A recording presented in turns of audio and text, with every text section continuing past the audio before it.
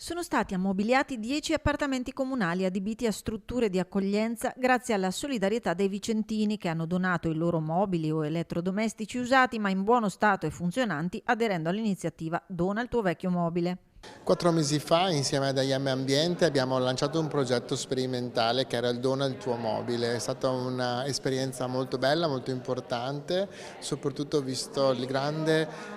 sostegno ma la grande risposta avuta dai vicentini. Sono oltre 200 le persone che hanno chiamato lo sportello Vicenza Solidale, sono oltre appunto 200 le persone che hanno capito o provato a capire se potevano esserci di aiuto. 59 di queste hanno appunto visto l'incontro con IM Ambiente, hanno visto vedere degli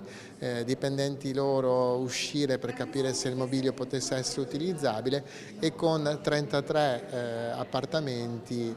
che hanno donato appunto dei mobili ne abbiamo arredati 10 del Comune di Vicenza. Un'iniziativa nata in vista della riorganizzazione complessiva del servizio di accoglienza diffusa in città da parte dell'assessorato al sociale a seguito della chiusura della struttura di accoglienza notturna di Via Giordano e dell'acquisizione di nuovi immobili per l'Housing First e l'Housing Led, che ha raccolto una significativa risposta da parte dei vicentini. È stata una solidarietà travolgente, possiamo definirla, nel senso che sono arrivate oltre 200 richieste e devo dire tutti mobili di valore, di qualità, quindi i cittadini hanno avuto proprio